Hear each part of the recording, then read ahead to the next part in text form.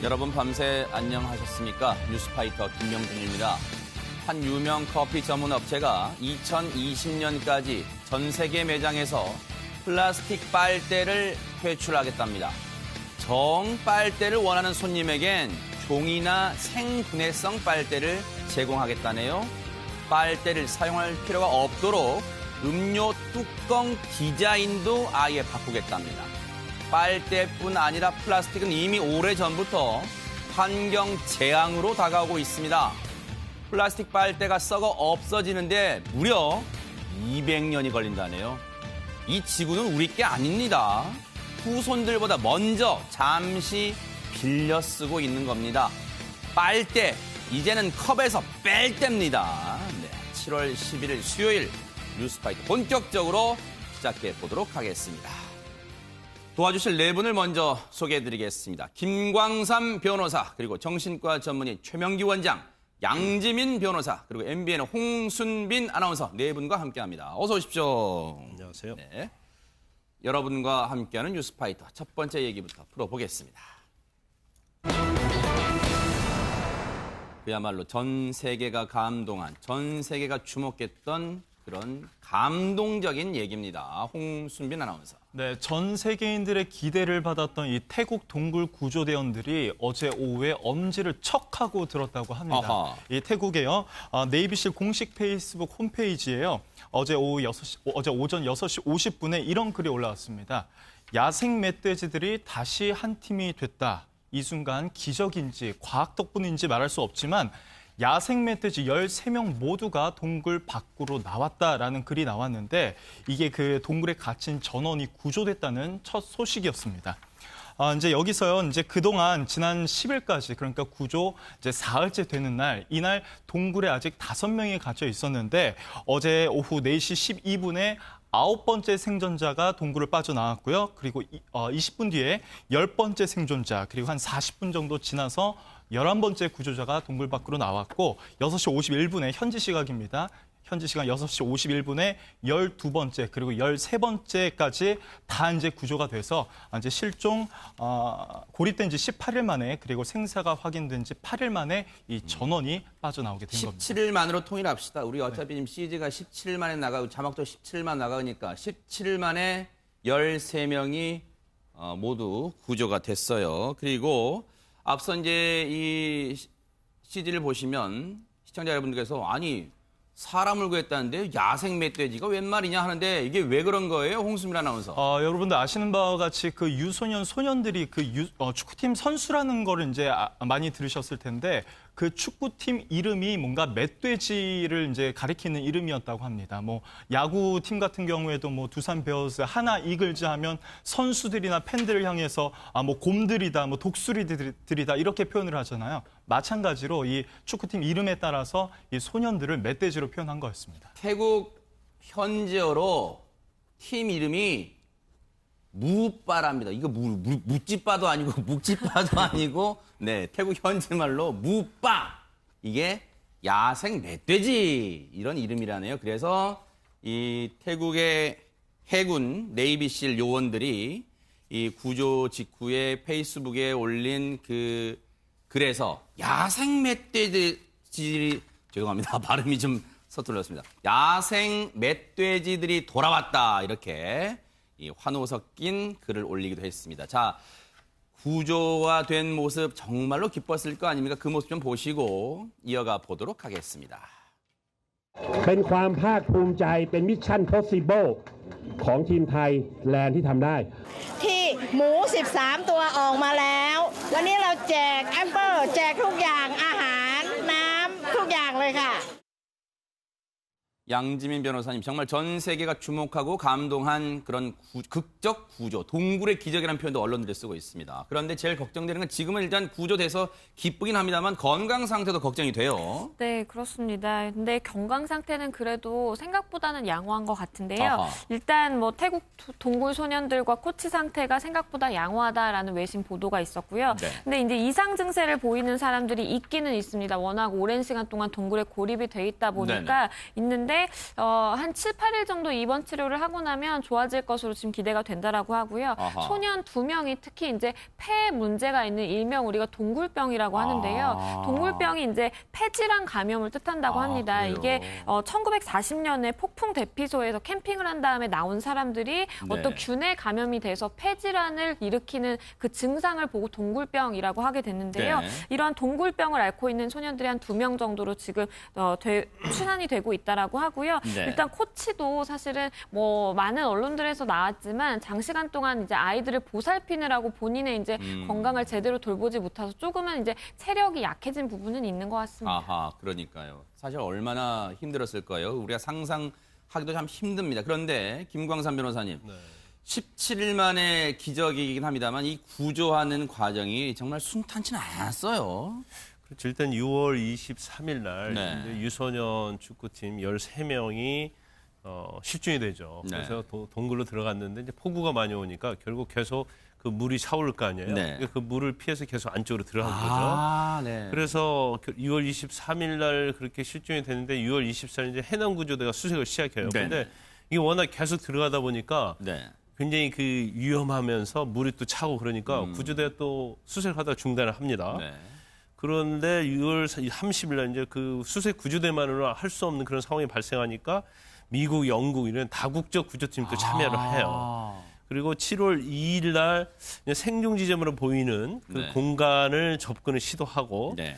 7월 3일 날 그 네. 14명이 살아있다는 것을 확인을 합니다. 그래서 아하. 거기서 식량 지원도 하고 잠수 교육도 실시를 했고요. 네.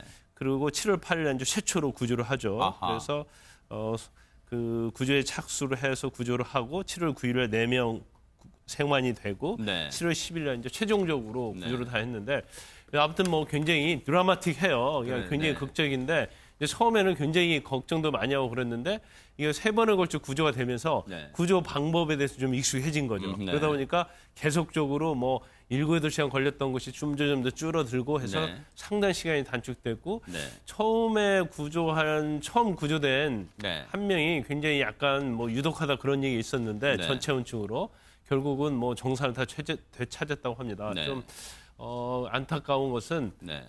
그 네이비실 팀 한 분이 네.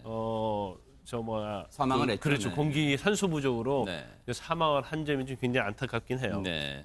이렇게 인명 희생까지 치르면서도 13명의 아이와 12명의 아이와 코치까지 13명을 모두 안전하게 구조했는데 앞서 그림 보시면요.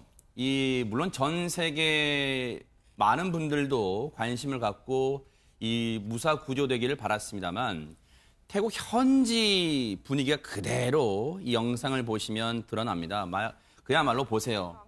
전 국민적으로 태국은 정말 전 국민적으로 이 13명이 무사 귀환, 13명의 무사 귀환을 바라는 기도를 저렇게 학교도 그렇고 일반 시민도 그렇고 무사 귀환, 13명의 무사 귀환을 바라는 13 인간 띠로 저렇게 13이라는 숫자를 만들면서 무사 귀환 염원하는 저렇게 태국 국민들이 보세요. 밖에서도 실내에서도 앉아서 저렇게 기도를 하면서 아마 태국이 국교가 불교인가요? 뭐 이렇게 이 기도를 드리면서 무사 귀환을 바라는 그런 모습도 보였고 그 염원이 고스란히 구조대에게 힘을 실어줬고 또 전 세계에는 관심도 힘을 실어줘서 무사히 돌아올 수 있지 않았나 이런 생각도 듭니다. 그런데 여기에 또 하나 감동이 최명규 원장님 13명 중에 제일 마지막에 동굴에서 나온 사람이 이 유소년 축구팀을 인솔했던 20대 코치분이랍니다. 사실은요, 에카폰 코치가 제일 처음에는 굉장히 비난을 많이 받았다 그럽니다. 아하. 왜 그렇게 비교하고 그러는데 동굴에 가서 아이들을 갖다 위험에 이렇게 노출시켰냐고. 그런데 또 에카폰 코치가 어렸을 때 굉장히 고생도 많이 하고 그로 네. 인해서 본인이 절에서도 지내고 그런 어려운 사정이 있게 되면서 오히려 또 여론은 반전됐었다 그래요. 네. 그런데 이 에카폰 코치가 과거에 그 절에서 지낸 것 때문에 이제 명상이라든가 기도라든가 그런 부분이 굉장히 익숙하거든요. 네. 그 부분이 이번에 아이들을 갖다 건강하게 귀환하는 데 큰 기여를 했다고 합니다. 네. 왜냐하면 저 상황에서 굉장히 불안해지게 되고요. 그럴 수 있어요. 맞아요. 아무것도 할 수 있는 게 없게 되고요. 그러니까요. 굉장히 좁은 장소에 혼자 있어야만 되거든요. 네. 그렇기 때문에 그거를 갖다 갑갑하다, 두렵다, 미칠 것 같다라고 느끼게 되면은 불안은 전염되거든요. 네. 그런데 오히려 거기에서 우리가 여기에서 명상을 하고 기도를 하고 수련을 한다고 생각을 하고 이겨내야 된다고 생각을 하다가 보니까 그게 오히려 우리 아이들을 굉장히 침착하게 하고 네. 결과적으로 그게 호흡박동수도 낮춰주게 되고 네. 그러면서 열량을 소모하는 것도 줄여주게 되고 네. 그게 저는 좋은 결과로 이어졌던 것 같습니다. 이 구조될 때마다 속속 아이들을 통해서 동굴에서 17일 동안 있었을 때 어떻게 지냈는가 뭐 속속 전해지잖아요. 이 에카폰 코치의 행동이 귀감이 되는 이유가 이겁니다. 아이들에게 먹을 것을 양보했대요. 얼마나 본인도 배가 고팠을 거예요. 그런데 자신은 아무것도 먹지 않고 버틴 것으로 알려졌답니다. 아이들이 구조된 이후에 언론에 인터뷰 등을 했을 거 아니에요. 그렇게 생생하게 얘기를 전하고 있습니다. 그러면서 아까 편지 보셨죠?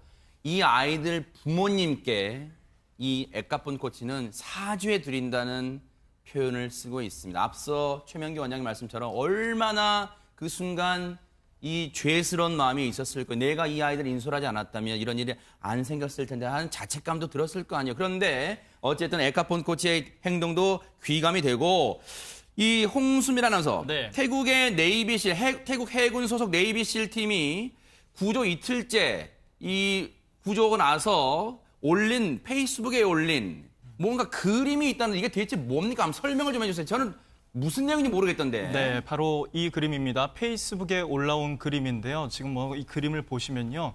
다양한 지금 동물들을 확인해 볼 수 있습니다. 네. 뭐 맨 앞에 코끼리도 보이고요. 가운데 보시면 멧돼지, 작은 멧돼지 12마리가 보입니다. 네. 이 12마리 멧돼지가 소년들을 얘기를 하는 거고요. 아하. 그리고 조금 전에 얘기했던 그 에카폰 코치 맨 마지막에 들어오지 않았습니까? 네. 이 그림 보시면 이 작은 멧돼지 맨 뒤에 큰 멧돼지 한 마리가 있습니다. 네. 바로 그 코치를 나타내는 겁니다. 형 멧돼지인가? 그렇습니다. 네. 그리고 뭐 여러 가지 뭐 동물도 보입니다. 뭐 사자도 보이고요. 네.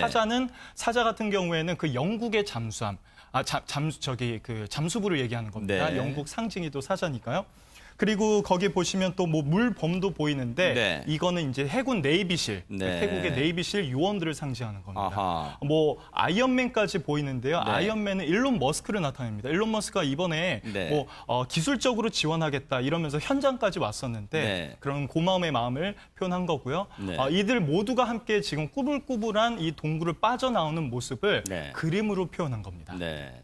어쨌든요, 정말로 기적이란 말이 한 명의, 물론 구조대원 중에 한 분은 이 자원봉사 자격으로 참여했던 전직 네이비실, 태국 네이비실 요원 한 분은 안타깝게도 산소 부족, 구조 작업 과정에서 사망했습니다만 어쨌든 천만다행으로 동굴의 기적으로 13명이 무사 귀환할 수 있었던 데에 전 세계가 감동하고 있다 이런 생각이 듭니다.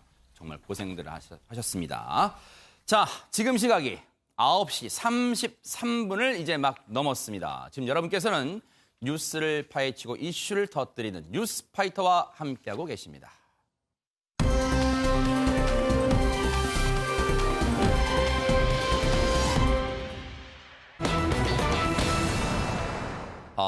이제는요, 아이들의 등하교 시간에 정말 부모님이 옆에서 착 달라붙어 따라다녀야 되는 걸까요? 김광삼 변호사님. 지난 9일입니다. 네. 그 초등학교 3학년 여자애 9살밖에 되지 않아요. 그래서 네. 스쿨버스를 타고 마을 입구에서 내립니다. 네. 근데 마을 입구에서 내린 장소에 집까지 한 300m 거리밖에 되지 않거든요. 네. 그런데 사라져 버렸어요. 아하. 그래서 이제 경찰에서 CCTV를 비롯해서 막 추적을 하다가 다음 날 오전 9시 45분경에 네. 1톤 포톤 트럭이 와서 아유자를 마을 회관 앞에 내려주고 네. 보주를 합니다. 어허. 그러니까 이게 한 18시간 만에 발견이 된 거예요. 네. 그래서 이제 경찰이 계속적으로 추적을 하는데 네. 이 포토 트럭을 운전한 사람이 네. 20대였고요. 네. 결국 PC방에서 총 쏴먹는 게임을 하다가 체포가 돼요. 네. 그런데 이 여자아이를 태우고 네. 몸을 묶었다고 그럽니다. 네. 그리고 나서 경기도 여주를 비롯해서 네. 막 돌아다녔다고 해요. 네. 그래서 그런데 처음 이제 우리 피해자인 여자아이를 발견했을 때 네. 굉장히 불안정한 상태에서 말을 잘 못했고 네. 강제로 모르는 아저씨가 나를 태웠다 네. 이렇게 얘기를 하고 있다고 네네. 합니다. 저희가 그러면 차근차근 짚어보도록 하겠습니다. 지금 홍순빈 아나운서, 네. 앞서 뭐 CCTV 화면 나왔는데 차근차근 그림을 보면서 일단 상황을 좀 설명하고 차근차근 짚어보도록 하죠. 일단 CCTV 상황 좀 설명을 해주세요. 네, 그제 아이의 모습부터 확인해 보도록 하겠습니다. 아까 처음에 영상 보셨던 것처럼 아이가 버스 안에 있습니다. 이 집에 거의 다 오니까 이렇게 내리려고 했었던 거죠. 네. 이때가 4시 5분이었습니다. 이게 실종되기 전 아이의 마지막 모습이었습니다. 여기부터 이 정류장으로부터 집까지 한 200m에서 300m 정도 된다고 하는데 네. 4시 반이면 도착했어야 될 아이가 5시가 되도록 집에 도착하지 않았던 거죠. 네. 부모님들이 놀래가지고 여기저기 이제 전화를 하다가 네. 경찰에 신고를 했고 어제 채취경까지 동원이 돼서 수색을 했다고 하는데 어제는 수색이 이제 종료가 됐고요. 네. 그저께입니다. 다시 수정하겠습니다. 그저께는 수색이 종료가 됐고 어제 아침에 이걸 강력 사건으로 전환을 해서 다시 이제 수사를 벌이려고 했는데 그 다음에 보셨던 영상 이제 다시 한번 확인해 보겠습니다. 트럭이 나타나는 모습인데요. 강력 사건 전환 한 2시간 정도에 조금 전에 파란색 트럭 보이셨죠? 이 트럭이 마을 입구에 나타나서 아이를 이렇게 내려다 주고 사라집니다. 아하. 멀리에 오시는 저 빨간색 동그라미 보시면요. 경찰 무리가 있습니다. 아하. 아이 한 명이 마을 입구로 다가오니까 혹시 저 아이인가 했는데 맞았던 거죠. 네. 그럼 저 트럭 뭐야? 이러고 지금 다 같이 그 트럭을 쫓아가는 장면이 지금 아하. 확인이 된 겁니다. 네. 지금 이 아이가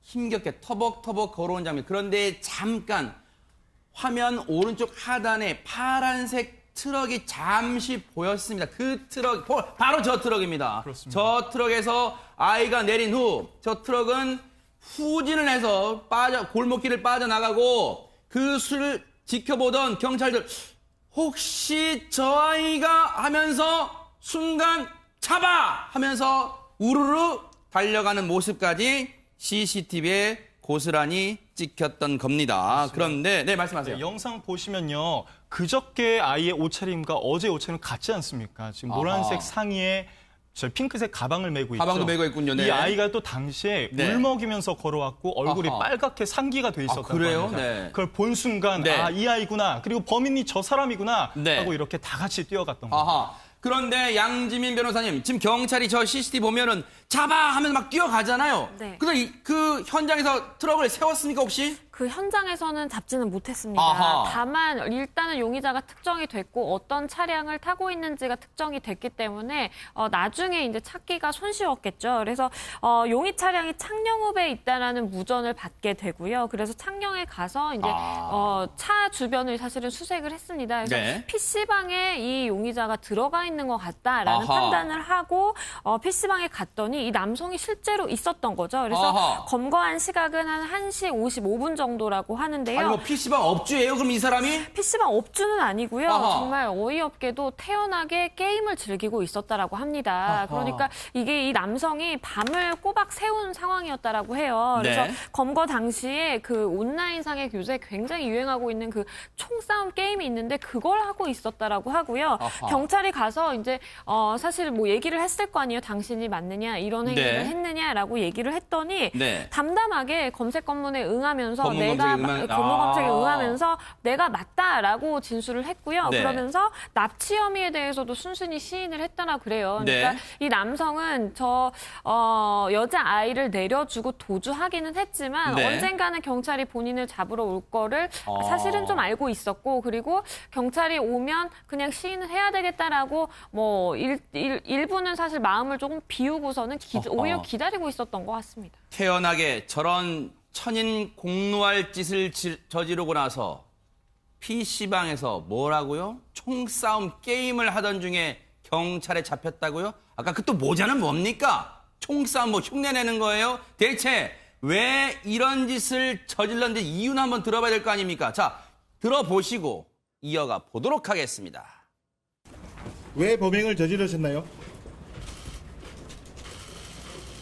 경기도 여주까지 갔다가 되돌아온 이유가 뭡니까? 아이를 납치한 이유가 뭐죠? 조금만 한 말씀 해주세요. 죄송합니다. 18시간까지 아이가 뭐 했나요? 죄송합니다. 조금만 더. 아이를 납치한 이유가 뭔가요? 죄송합니다. 이쪽 지방이 아닌 경북 구미 쪽으로 확인이 되고 마을 주민들도 그 차량에 대해서 전혀 면식이 없습니다. 그 부분마저도 조사를 해서 그럼요. 입이 10개라도 할 말이 있겠습니까? 자, 저렇게 고개를 푹 숙이고 별말 없이 경찰서 안으로 들어가는 모습까지 저희가 보여드렸는데 그럼 궁금한 게요. 홍순빈 아나운서. 대체 18시간 동안 이 남성 대체 무슨 짓을 한 겁니까? 이 아이를 데리고요. 저 남성이 여자아이를 납치를 해서 일단 끈으로 묶고요. 세상에. 그다음에 전국을 돌아다녔다고 합니다. 경북, 그리고 청도, 칠곡, 경기도, 여주까지 이렇게 각지를 돌아다녔다고 하는데요. 경북에 있는 청도 칠곡. 그렇습니다. 그리고 경기도에 있는 여주. 그렇습니다. 아하. 그런데 그러면서 아이한테는 다시 돌려주겠다, 다시 데려다 주겠다라고 계속 얘기를 했다고 해요. 아이한테 그랬답니까? 그렇습니다. 아하, 네. 그러다가 어제 이제 10시 10분경에 다시 마을로 이렇게 데려온 겁니다. 네. 앞서 화면에서는 많은 취재 기자들이 물어볼 때는 저렇게 묵묵부답, 입이 10개라도 할 말 없었겠죠? 입을 꾹 다물었는데 경찰 조사에서 이렇게 얘기했답니다. 최명기 원장님. 당일 공교롭게란 말을 이럴 때 써요? 어디서 밀양에 왔다가 아이를 보고 우발적으로 범행했다. 아이에게는 다시 데려다 준다고 약속했다. 잘못했다. 자, 최명기 원장님. 18시간 만에 아이를 납치했다가 다시 데리고 왔다. 이거는 무슨 의도가 있다고 지금 우리가 해석할 수 있습니까? 그러니까 만약에 첫 번째는 이 사람의 이제 의도가 아이를 납치해서 이제 금전을 요구했을 가능성이 있다라고 가정하게 되면은 네. 처음에 납치할 때는 그런 생각이 있었는데 막상 범행을 실행하려고 그러면은 이제 전화를 걸어야 되고 아이를 갖다 데리고 갈 어떤 안전한 장소가 있어야 되잖아요. 네. 그렇기 때문에 이 많이 돌아다닌 게 어떤 의미에서는 불안해서 돌아다닐 수도 있지만 네. 사실은 범죄 장소를 물색하고 뭔가 범죄를 실행해야 되겠다고 생각을 하다가도 네. 그래도 이 사람의 마음에는 좀 불안하고 마음이 약한 구석이 있어서 본인이 이제 실행하지 못했던 거일 수 있는 거예요. 네. 그러다가 매번 이제 시간이 지체되다가 보니까 범인 자체도 지치게 되고요. 더군다나 범인들이 이런 경우에는 새벽에 이제 빛이 밝아오게 되면 이제 갈등에 놓이게 되거든요. 네. 그때는 범행을 실행하든가 아니면 네. 다시 무효화해야 되거든요. 네. 그래서 이제 돌려줬을 가능성이 있고요. 그리고 면식범이 아니라지만 또 다른 가능성은 이제 원한 관계에 있었는데 어떤 오해를 했을 가능성도 있어요. 그렇기 때문에 이 정도로도 처음에는 본인의 어떤 원한 관계 때문에 범행을 저질렀지만 중간에 이제 본인의 흥분을 가라앉게 되고요. 그리고 이 정도로도 어느 정도 충분한 복수가 되었다라고 생각해서 돌려줬을 수도 있습니다. 물론 추정입니다만 아직까지 구체적으로 범행 동기 등에 대해서는 말하지 않고 있어요. 그냥 공교롭게 밀양에 왔다가 우발적으로 범행했다고 본인은 얘기를 하고 있습니다. 경찰이 그냥 가만히 이 얘기를 믿을 리는 없죠. 더 꼼꼼하게 조사할 텐데 양 변호사님, 네. 사실 지금 걱정되는 건 일단 범인은 정말 지금 다행히 잡았으니까 이 아이 그리고 지금 무사히 돌아왔으니까 이 아이의 지금 심리 상태 등이 지금 상당히 걱정됩니다. 그렇습니다. 사실은 성인이 저 상황에 노출이 됐다라고 하더라도 정신적인 트라우마라든지 어떠한 네. 그 충격이 굉장할 텐데 그러니까요. 불과 초등학교 3학년밖에 안 된 어린 아이잖아요. 그렇기 때문에 경찰이 처음에 이 아이를 발견을 했을 때도 아이가 말을 제대로 하지 못하는 굉장히 불안한 그런 증상을 보였다라고 합니다. 물론 병원에서 이제 안정을 취한 다음에는 지금 범죄를 상황을 구체적으로 이제 진술을 하고 있다라고 하는데요. 네. 일단은 아이가 받았을 정신적 충격이 그러니까요. 상당하기 때문에 병원에서 좀 입원 치료라든지 상당 기간의 치료가 필요할 것 같고요. 사실은 그러니까요. 이게 평생 남을 수 있는 트라우마로 기억될 수 맞아요. 있기 때문에 저 사람이 그 아이를 되돌려줬으니까 아무런 해도 하지 않고 되돌려줬으니까 그나마 다행이다. 다행인 건 다행이지만 하지만 아이는 분명히 정신적인 그렇죠. 충격을 맞아요. 피해를 입었습니다. 네. 자, 지금요, 이 아이가 받았을 충격이 지금 제일 걱정됩니다. 그러니까 일단 지금은 현재로서는 아이가 병원에서 치료를 잘 받을 수 있도록 지금 보호해 주는 게 일단은 제일 급선무인 것 같고요. 앞서 이 CCTV 영상에서도 보셨죠? 트럭을 타고 온 이 용의자 내려주고 이 아이를 내려주고 이 아이가 터벅터벅 걸어오는 장면이 있습니다. 그 당시를 목격했던 주민의 얘기 한번 들어보시고 이어가 보도록 하겠습니다. 당시 애가 이쪽에서 걸어오고 있는데 좀 울먹울먹 하면서 오는데 얼굴이 좀 막 빨갰어요. 김광삼 변호사님, 지금 주민의 얘기도 있었습니다만 아이가 울먹울먹했다. 그리고 얼굴이 빨갰다. 그리고 앞서 경찰 조사 나왔지만 묶은 채로 전국을 데리고 다녔다. 그러면 지금 이 사람의 말만 고지고대로 믿지는 않을 거 아닙니까, 경찰이? 그렇죠. 이제 네. 본인은 계획적인 범행이 아니다. 뭐 네. 우발적이었다 그렇게 얘기하고 있고 애를 다시 데려다 주려고 했다. 이제 이렇게 얘기는 하고 있어요. 네. 그런데 이제 미성년자 그러니까 어린아이 아동에 대해서 이제 약취 유인하는 경우에는 되게 보면 이제 대부분 이제 두 가지 목적이 있습니다. 하나는 뭐 약취 유인을 한 다음에 부모를 상대로 해서 뭐 돈을 요구하는 경우. 그렇지 않으면 이제 성적 목적인 경우가 있죠. 네. 더군다나 이 피해자 여아는 여성이잖아요. 네. 여자아이기 때문에. 그런데 사실 처음에 포토폴에서 내렸을 때 이제 동네 사람을 봤을 때 얼굴이 빨개졌다고 하는데 이것은 뭐 상처로 인한 경우가 아니라면 본인이 굉장히 그동안 스트레스를 많이 받고 긴장을 그랬을 했겠죠. 뿐이네. 그래서 이제 그런 상태에서 얼굴이 좀 빨개졌다고 볼 수가 있고 네. 그다음에 차를 태우는 과정에서 좀 타박상을 입었다고 그래요. 얼굴에. 그래서 네. 이건 상해라고 한다면 네. 약취 유인과 관련된 상해이기 때문에 이건 네. 범인에게 당연히 그걸 물어야 한다고 보는데 네. 저는 개인적으로 볼 때는 일단 이 태우고 끈을 묶었단 말이에요. 네. 그런 과정을 보면 상당히 성적 목적이 있었을 가능성이 크다고 보고 네. 그다음에 피해자인 이 여자 아이의 이야기는 뭐 강제로 태웠다, 끈을 묶였다 그런 얘기가 나오잖아요. 네. 그러면 그 과정 중에서 어떤 일이 일어났는가에 대해서 진술을 들어봐야 하는데 굉장히 어리잖아요. 그렇죠. 그러니까 네. 이런 어린애를 상대로 또 묻는 것은 또 2차 피해가 될 수 아이고, 있거든요. 네. 그리고 현장이 굉장히 불안정한 상태이기 때문에 네. 지금은 조사할 수 없을 겁니다. 아하. 그렇지만 어떤 그 과정에서 또 다른 범죄가 있을 수 있기 때문에 네. 결국 이 초등생을 상대로 조사를 할 수밖에 없는 상황인 거죠. 네. 그래서 어쨌든 앞서 말씀드린 것처럼 지금은 이 아이를 상대로 조사하는 것보다는 병원에서 심리치료에 집중하는 게 일단은 우선일 것 같습니다. 단죄를 반드시 하기 때문에 경찰이 속속들이 낱낱이 실체를 밝혀주기를 기대를 해보겠습니다. 여러분과 함께하는 뉴스파이터, 이제 다음 얘기로 넘어가 보겠습니다. 분위기를 좀 바꿔보겠습니다. 정말 아이를 낳는 고통은 직접 여성 아니고서는 남편들도 상상 못한다 그러잖아요. 그런데 이 산모들이요, 아이 낳고 신경 쓸 게 한두 가지가 아닐 텐데, 양지민 변호사님, 이것까지 이제 신경을 써야 됩니까? 이게 한 산후조리원을 나온 산모가 겪은 일을 인터넷에 올려서 지금 굉장히 화제가 되고 있는데요. 산후조리원을 나오고 너무 힘들다 보니까 산후도우미를 업체를 통해서 이제 부른 겁니다.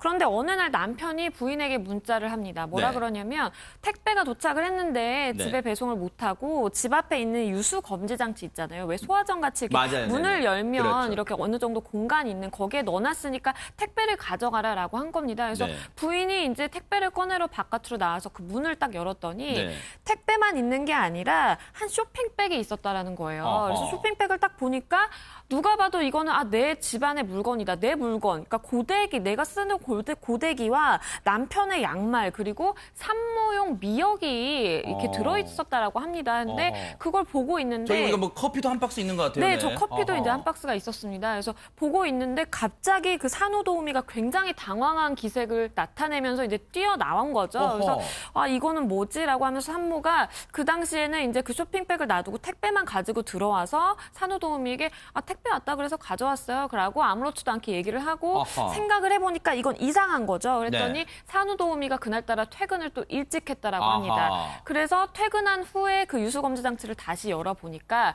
이 산후도우미가 그 쇼핑백을 그대로 가져간 거죠. 허허!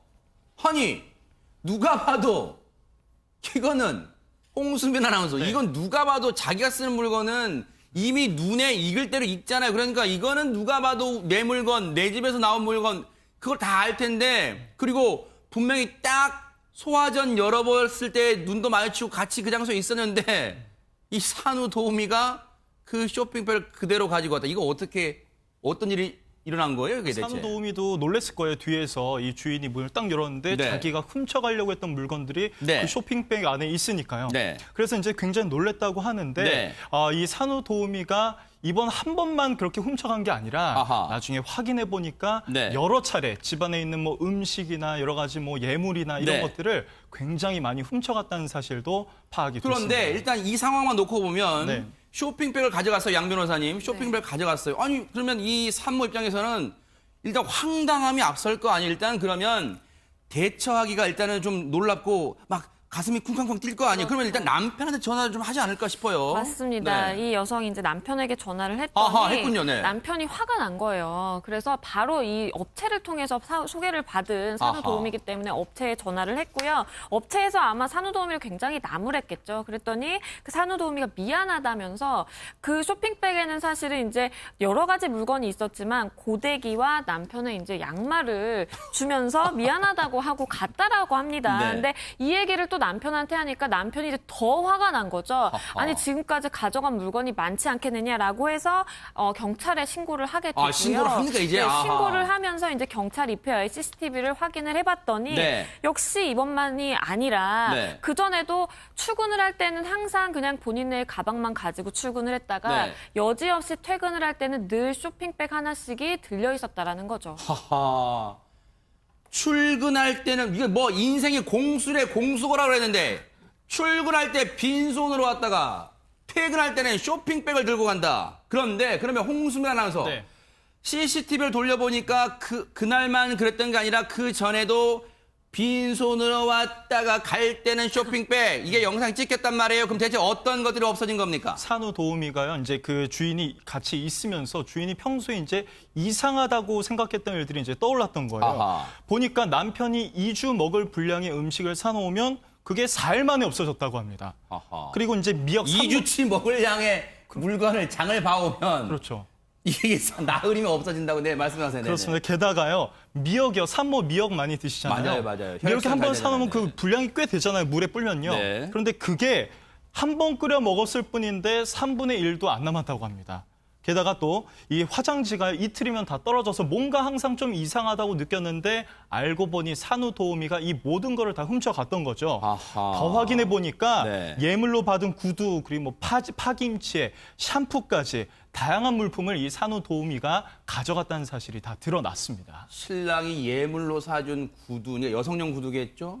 파김치, 세상에 생활용품까지 파김치, 샴푸, 최명기 원장 이게 진짜 뭡니까? 이 닥치는 대로 가져간 거예요, 이게 지금? 처음에는 굉장히 작은 것부터 시작했을 거예요. 네. 근데 이제 작은 거를 훔쳤는데 이제 모르니까 그런 다음에 처음에 훔친 물건들은 어떻게 시작하냐 하면은 파나 그런 거는 뭐라고 하더라도 네. 그냥 핑계가 가능하잖아요. 네. 근데 하나하나 훔치다가 보니까 이 집의 주인이 굉장히 허술할 거라는 이제 착각을 하게 된 거죠. 아하. 그러다가 보니까 이제 본인이 훔쳐가고자 하는 물건의 범주가 이제 올라가게 되는 거고요. 네. 거기에서도 올라가게 되면 나중에는 이제 현금이나 그런 거에 이제 손을 댈 수도 있지요. 이런 범죄자들은 본인들이 잡히기 전까지는 잡힐 거라고 생각하지 않고요. 하하. 막상 잡히더라도 증거가 없으니까 본인들이 딱 잡아댈 수 있을 거라고 자기 입장에서만 하하. 생각하거든요. 네.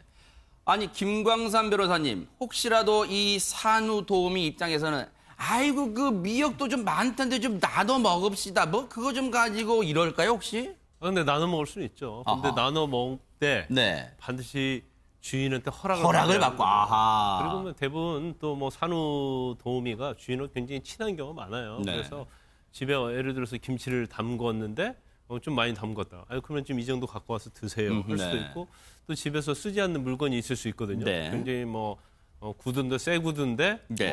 좀 우리가 신기에는 좀 부적합하다. 네. 그러면 이거 혹시 사용할 때 있으면 사용하세요. 이제 그런 경우 나누는 경우가 굉장히 네. 많이 있겠죠. 하지만 주인의 허락받지 않고 주인이 필요한 것들을 하나씩 훔쳐가는 것은 명백하게 절도가 될 수 있고요. 이 기간이 굉장히 뭐 몇 년에 걸쳐서 됐다고 하면 네. 또 상습이 될 수가 그래요? 있어요. 상습 절도는 또 형량이 굉장히 무겁고 어허. 실질적으로 2014년도에도 실형을 선고받은 사례가 있습니다. 그래서 현금 1,000만 원 세상에.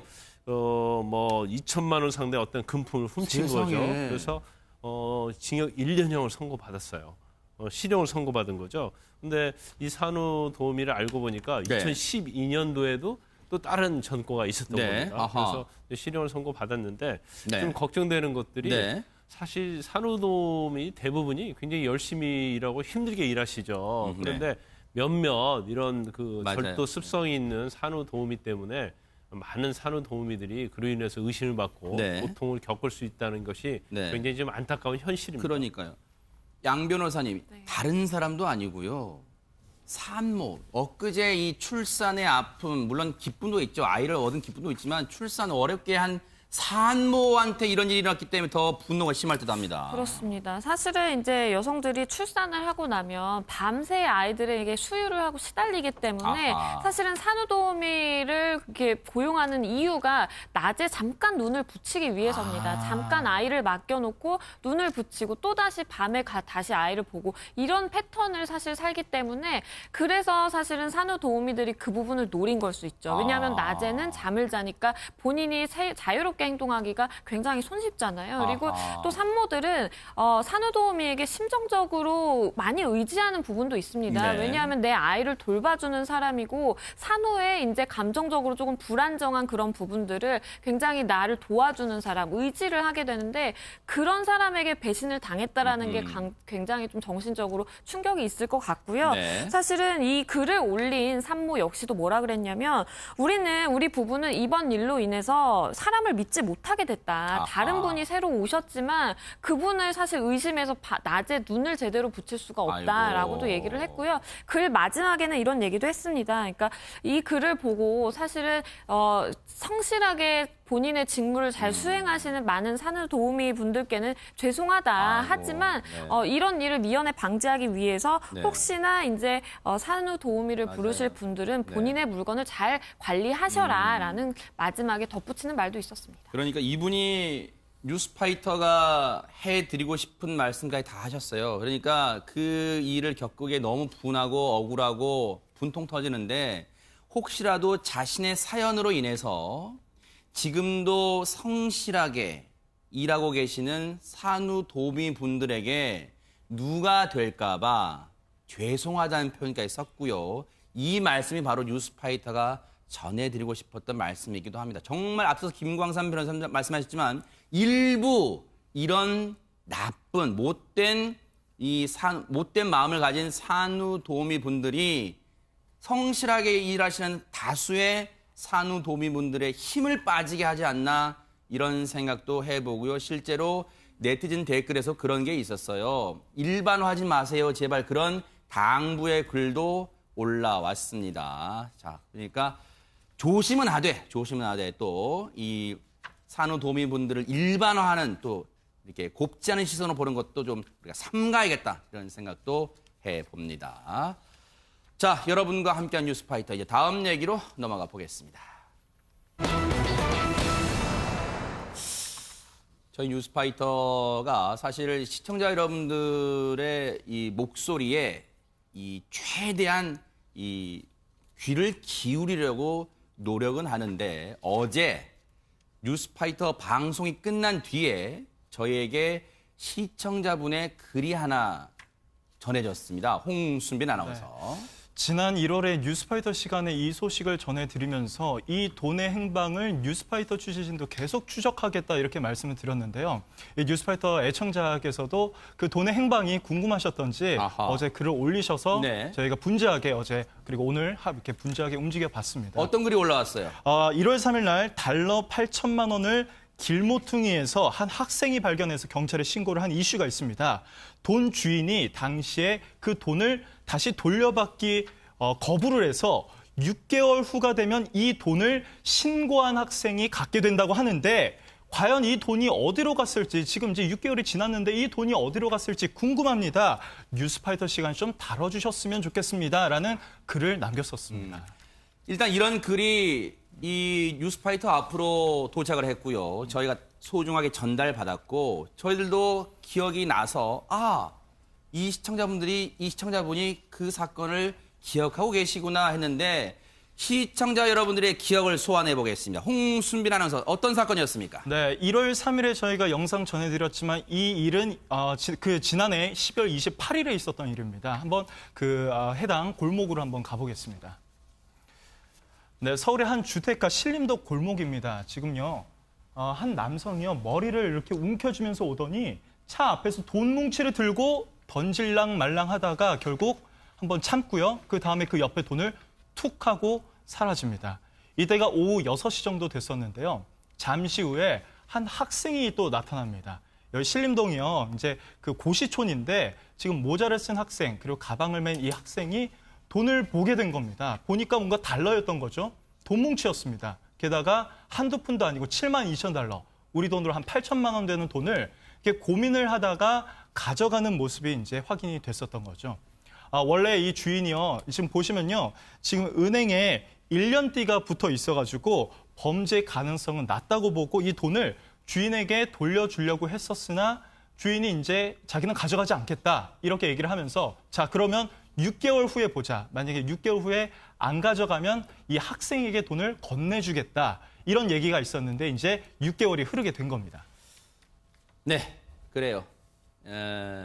이러이러한 상황이 있었습니다. 이러이러한 사정이 있었고 일단은 그러면 당시 취재한 내용, 당시 뉴스파이터가 취재한 내용을 들어보시면 이 원래 주인, 앞서 영상에 보면 욱 하고 뭔가 던지려고 했던 분이 원래 돈 주인이에요. 영상 잘 기억해 보세요. 이 분이 돈을 안 가져가겠다고 하는데 왜 그런지 경찰 취재 내용 들어보시고 이어가 보도록 하겠습니다. 본인이 자기들은 버린 부분 때문에 내사한 부분이고 범죄 혐의가 없기 때문에 지로서 종결시켰습니다. 아예 안 받겠다 이렇게 얘기한 건가요? 아니면? 아니면 우리 조사받으면서 물어보니까 이렇게 본인이 얘기를 했어요. 근데 왜 버렸는지는? 그건 얘기 안 하네요. 그냥 화가 나서 버렸다는 게 끝이에요. 범죄도 아니고 그런데 자꾸 우리가 물어볼 수 없잖아요. 시청자 여러분의 이해를 돕기 위해서 제가 이 자막이 안 나와서 제가 말씀드릴게요. 본인이 자기 돈을 버린 것이기 때문에 일단 경찰이 내산했대요. 근데 범죄 혐의가 없기 때문에 일단은 내산은, 즉 수사는 종결시킨 거예요. 끝냈답니다.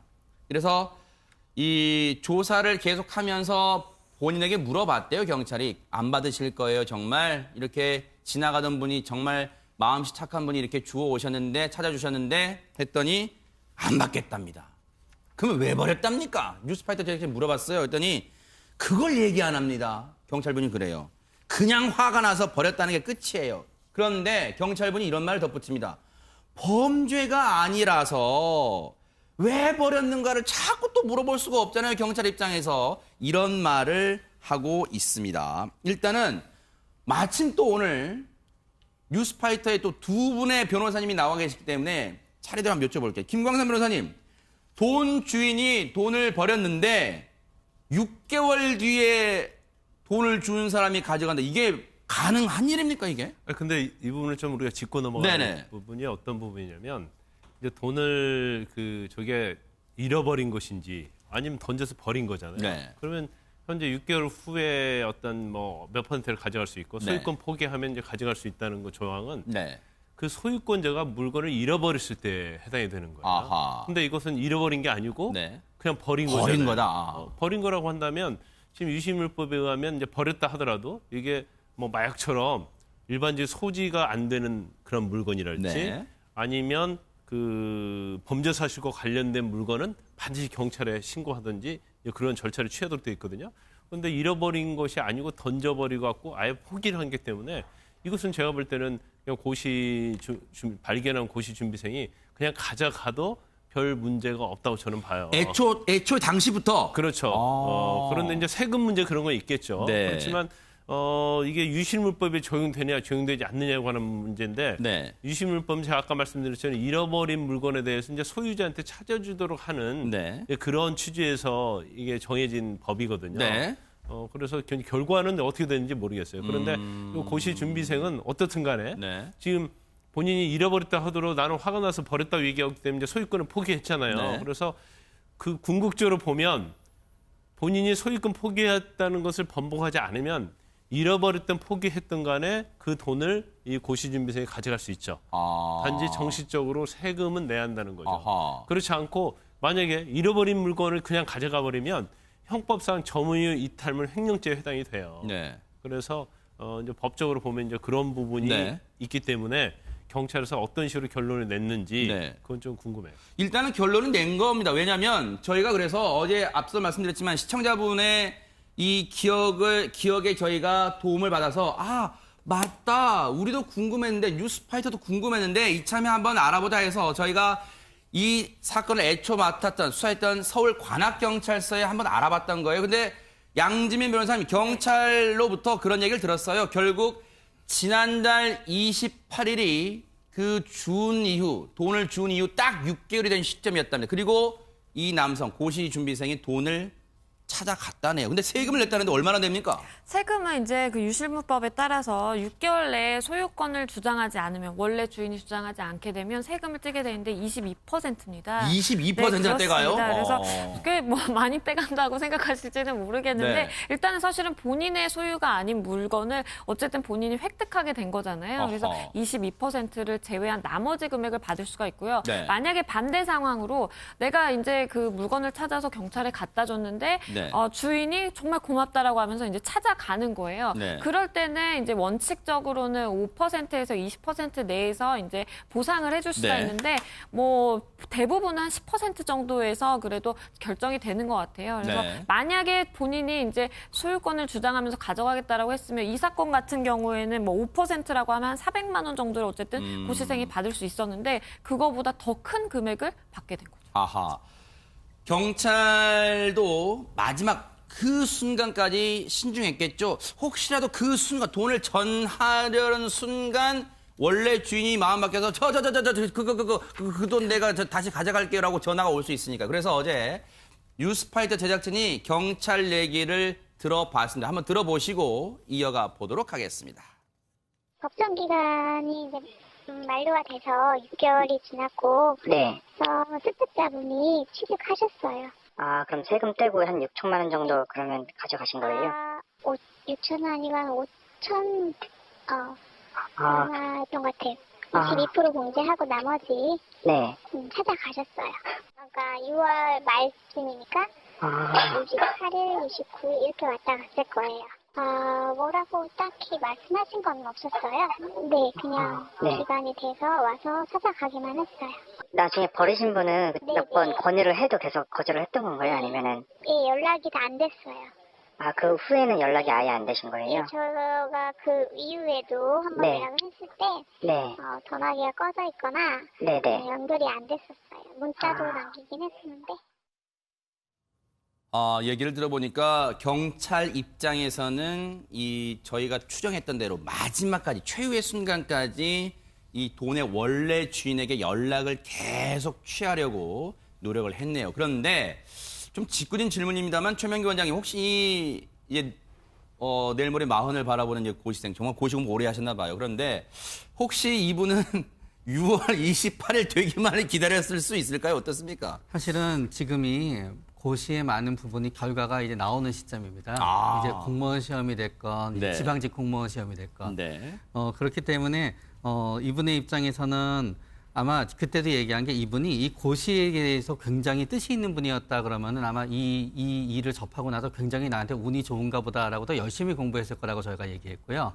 만약에 이분이 진짜 어쩔 수 없이 하지만 고시가 너무너무 지겹다고 가정하게 되면은 아마 날이 갈수록 요것만 기다리게 되면서 고시 공부를 하기가 굉장히 어려울 거라고 얘기했는데요. 네. 저도 뉴스파이터에서 이분이 고시에 붙었는지 떨어졌는지를 꼭 추적해 줬으면 좋겠습니다. 알겠습니다. 저희가 힘 닿는 데까지 한번 그것까지 한번 미담을 한번 알아볼게요. 네네. 고시 준비생들이 네. 굉장히 힘들죠. 왜냐하면 네네. 정신적으로 힘들고. 근데 제가 볼 때는 그래도 이게 아주 돈이 많은 사람이 죽지 않고 네. 물론 고시 준비생도 경제적 여유가 있겠죠. 그럴 수 있어요. 하지만 네네.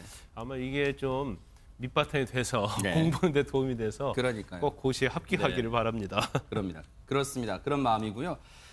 하늘은 스스로 돕는 자를 돕는다는 말도 있지만 이 마음이 선하신 분위기다 보니까 이 갑자기 생긴 5천만 원 넘는 이 큰 돈도 아마 모쪼록 이 고시 준비생이 물론 지금 고시 합격할 수도 있습니다. 그런데 정말 좋은 일에 쓰실 거라는 생각도 뉴스파이터는 해보겠습니다. 자, 여러분과 함께하는 뉴스파이터 다음 얘기로 넘어가 보겠습니다. 그런데 이번에도 돈 얘기입니다. 하지만 분위기는 사뭇 다릅니다. 홍순빈 아나운서. 네, 지난주 월요일 낮에 충북 청주의 한 식당에서 돈이 사라졌다는 신고가 접수됐습니다. 무려 2억 5천만 원이었습니다. 이 가게 주인이요, 계산대 옆에 접이식 침대 밑에 꽁꽁 숨겨놨는데 이 돈이 하룻밤 사이에 사라진 겁니다. 아하. 경찰이요, 용의자 한 명을 지목을 해요. 평소 이 사장과 친분이 있었던 인테리어 업주라고 하는데 얼마 전에 그 전달에 이 인테리어 업주가 이 식당을 리모델링을 해줬기 때문에 식당의 곳곳에 어디에 뭐가 있는지 잘 알고 있었다고 합니다. 그래서 경찰이요, CCTV를 추적을 해서 결국 은신에 있던 이 그 용의자를, 이제 범인을 잡게 되는데 네. 알고 보니 아니나 다를까 이 범인이 현금 3천만 원을 가방에 갖고 있었다고 합니다. 아니 근데 김광삼 변호사님, 지금 이 돈을 잃어버리신 분은 2억 5천만 원을 잃어버렸다는데 이 사람 잡고 보니 가방에 3천만 원이 있어요. 그럼 2억 2천만 원, 2억 2천만 원이 비는 거 아니에요? 어디 갔습니까? 그렇죠. 저게 현금이란 말이에요. 아하. 현금이 때문에 부피가 굉장히 크다고 볼 수 네. 있어요. 그래서 계속 2억 2천만 원을 찾기 위해서 이제 경찰이 추궁을 하는데 네. 계속 진술을 거부했다는 거예요. 그래서 이제 경찰에서는 압수수색 영장을 발부받았습니다. 네. 그래서 그 사람이 은신했던 아파트 내부를 이제 사사히 뒤지기 시작한 아하. 거예요. 그래서 네. 가전제품도 뒤지고 가구 뒤편도 보고 뭐 수납장 같은데 전부 다 수색했는데 못 찾았다는 거예요. 네. 그런데 이 피의자가 인테리어 업자단 말이에요. 그렇다라고 한다면 어딘가 좀 밀폐된 공간을 숨겼을 것이다. 그래서 천장을 뜯어본 거죠. 아하. 천장을 해체해 보니까 그 안에 2억 2천만 원은 아니고 1억 7천만 원 정도가 있었는데 네. 음료 그 박스에 네. 4개 이렇게 담겨 있었던 겁니다. 드링크 박스 이런 거요? 그렇죠. 5만 원짜리로. 네. 그래서 경찰 이야기는 집에 있는 나사로 풀 수 있는 것은 전부 다 나사로 풀었다는 거예요. 나사로 다 풀었다니까? 왜냐하면 아이고. 그 돈을 네. 놓고 나중에 또 빼려고 하면 손괴하고 빼기가 어려우니까 나사못으로 해체를 다 했구나. 그렇죠. 인테리어 업자가 이제 해체할 수 있고 아하. 다시 숨길 수 있는 장소가 있을 것이라는 경찰이 아하. 추정을 해서 네. 아주 경찰에서 머리를 잘 쓴 거죠. 네. 그래서 결국 찾아냈는데 1억 7천밖에 찾아내지 못했기 때문에 아하. 결국 5천은 못 찾은 거예요. 결국 또 5천은 어디 가는 걸 또 알아낼 텐데, 와, 양지민 변호사님, 경찰의 촉이라는 게 정말 뛰어난 것 같습니다. 그렇습니다. 네. 이제 절도를 한 사람의 직업적 특성을 분석을 해서 네, 그러니까요. 천장까지 이렇게 다 이제 찾아서 돈을 찾아냈는데요. 네. 총 금액이 2억 300만 원을 찾았고요. 네. 이거를 이제 압수를 했다가 압수물 가안부 절차를 거쳤습니다. 그러니까 아하. 그러니까 압수할 필요성이 없으면 이게 주인에게 돌려주는 절차거든요. 아하. 그래서 식당 주인에게 그 돈을 우선은 돌려준 상황이라고 네. 합니다. 아니 근데 최명규 회장 이 사람은요, 버젓이 증거가 나왔는데 훔친 거 아니에요 이러고 있답니다. 왜냐하면 훔친 거를 인정하나 훔친 거를 인정하지 않나 본인의 형량에는 큰 차이가 없기 때문에 0.00001%라도 무죄가 될 수 있으면 네. 일단 우기고 보는 거고요. 네. 수사하면서 생각은 달라집니다. 이제. 네. 어쨌든 나름대로 자기의 직업적 특성을 살려 머리를 썼습니다만 결국 뛰는 사람 위에 나는 경찰이 있었습니다. 경찰분 참 대단합니다. 자, 여러분과 함께하는 뉴스파이터, 이제 마지막 얘기로 넘어가 보겠습니다. 아이고, 이번에도 돈 얘기입니다. 그런데 너무 분통 터지고 분노가 나는 그런 얘기입니다. 홍순빈 아나운서. 네, 이걸 보면 우리나라 복지도 조금은 나아지고 있다는 생각이 좀 듭니다. 바로 아동급식 전자카드라는 건데요. 네. 저소득층 그런 게 있어요? 네, 그렇습니다. 이 카드가 뭐냐면요. 저소득층 아이들이 혹시라도 끼니를 굶을까 이 나라에서 발급해주는 카드라고 합니다. 그런 게 있군요. 네, 동사무소 가면 네네. 발급받을 수 있다고 하는데요. 그런데 이 제도를 악용한 사례가 생겨났습니다. 네. 이 동사무소에서 이 카드 발급을 담당하는 한 공무원이요. 네. 2015년부터 한 3년간 네. 이 카드를 허위로 31장을 발급해서 썼다고 합니다. 그 쓴 액수만요. 네. 1억 5천만 원에 이른다고 하네요. 세상에 저소득층 아동한테 지급하라고 제도를 만든 아동급식 전자카드를 31장을 만들었는데 이게 실제로 저소득층 아이한테 준 게 아니라 자기가 우리 시쳇말로 그거 하잖아. 입마에 뽑게 했다는 얘기예요, 지금? 그렇습니다. 허허. 한 장당 최고 40만 원까지 받을 수 있다고 하는데 이렇게 여러 장을 발급해서 네. 아무렇지 않게 썼던 거죠. 아니 그러면 일단은 카드 발급 대체 어떻게 되는 저렇게 손쉽게 양 변호사님 손쉽게 그냥 이 공무원이 뚝딱뚝딱 앉아서 발급받을 수 있는 거예요? 저렇게 간단한 거예요? 그 부분이 사실은 가장 큰 문제였던 것 같습니다. 이 사람이 어떻게 했냐면요. 네. 급식 카드를 만들 때 그 아동의 이름이랑 생년월일, 성별 이런 개인 정보 몇 가지만 입력을 하면 만들 수가 있다라는 거예요. 근데 네.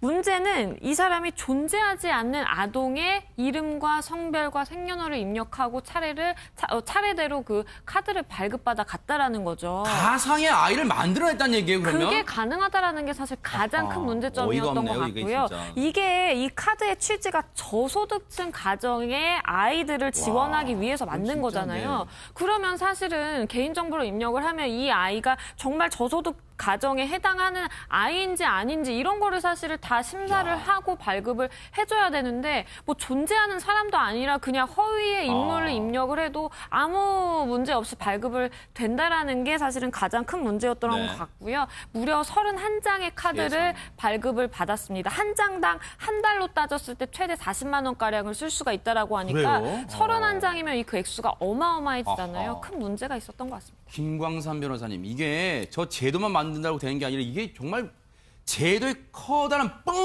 구멍이 뚫린 거예요, 이게 지금. 근데 좀 이해가 가지 않는 부분이 있어요. 네. 왜 저런 식으로 했을까도 문제가 되고 저 카드 자체는 이제 18세 미만의 저소득층 아이들의 어떤 생계를 도움을 주기 위해서 만드는 거거든요. 네. 그래서 지드림 카드라고 이렇게 얘기를 합니다. 그런데 31장을 이게 실제 카드 모습입니다. 네. 예. 31장을 만들었는데 그러면 31장 가지고 어떻게 사용했을까 좀 궁금해요. 네네. 왜냐하면 원래 저 카드 자체는 이제 끼니를 때우는 거고 식료품점에서 사고 그러다 보니까 이제 편의점이나 식료품점에서 주로 사야 하거든요. 편의점 이런 데 사용할 수 있군요. 근데 저 31장 가지고 25,000번을 사용했다고 그래요. 근데 좀 25,000번을 사용하고 그런데 왜 저게 잘 들키지 않았을까? 그런 것도 의심이 되고 25,000번 사용했으면 제가 볼 때는 식료품이나 편의점에서만 사용하지 않았을 가능성이 크거든요. 그러면 그런 것들을 어떻게 규율할 것인가 그런 제도적인 좀 허점이 있고 아까 양 변호사께서 말씀하신 것처럼 어떻게 허위의 아이디를 넣어가지고 저렇게 만들 수 있느냐는 거죠. 그래서 이제 범죄를 따지면 이제 법률상으로는 죄가 굉장히 많습니다. 뭐 허위 공문서 작성도 있고요.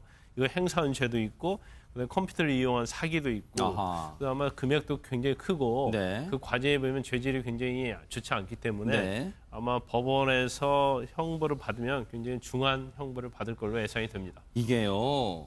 정말로 먹는 것 같고 장난치는 불량식품업자도 철퇴를 맞아야 되지만 이게 이 31장을 허위로 만들지 않았다면 정말로 끼니를 걱정하고 배를 고른 이 아이들에게 돌아갔을 수 있잖아요, 최명규 원장님. 그럼요. 우리가 어떤 영양소도 중요하지만 사실은 영양에서 제일 중요한 거는 충분한 칼로리를 갖다 섭취하는 거거든요. 근데 이 아이들 같은 경우에는 사실 이게 돌아가게 됐으면은 본인이 충분한 칼로리를 섭취하고 할 수 있었던 아이들한테 이제 더 어려움을 갖다 한 거고요. 사실 4,500원으로 우리가 뭘 먹을 수 있겠어요? 아무것도 먹을 수 없습니다. 국수나 뭐 라면이나 식당 가도 물가가 너무 비싸요. 편의점 도시락도 먹을 수 없습니다. 그거를 본인이 착복했다는 건 진짜 양심불량이지요. 물론 일부 편의점 도시락은 뭐 4,000원이나 3,000원짜리도 있긴 있습니다만 이 아이들의 그 편의점 도시락을 뭐 그것도 하루 이틀이잖아요. 좀 제대로 된 따뜻한 집밥 한 끼 먹기가 참 힘든 아이들. 그걸 가상으로 허위로 없는 아이들 이름까지 생년월일까지 넣어서 만들었다고 하니 정말로 고양이한테 생선을 맡긴 격인가요? 이 표현 갖고도 부족해. 분노 표현이 부족합니다. 홍순변 아나운서. 아이들 정말 어렵게 지내는 아이들 많잖아요. 그렇습니다. 우리나라에요. 이렇게 뭐 보호자가 식사를 제공하기 어려워서 결식에 우려가 있는 아동이 31만 7,234명이라고 합니다. 그러니까 이 전체 아이의 100명 중 4명 정도가 세상에, 아직도 이 결식이나 영양 부족을 겪고 있는 건데 이 남성이 아까 25,000번 썼다 그러지 않았습니까? 그러면 3년 동안 그만큼 썼으면 하루에 한 30번을 쓴 거예요. 그렇게 많은 돈이 이 아이들에게 돌아갔어야 됐는데 이 동사무소 직원이 아무렇지 않게 써버린 겁니다.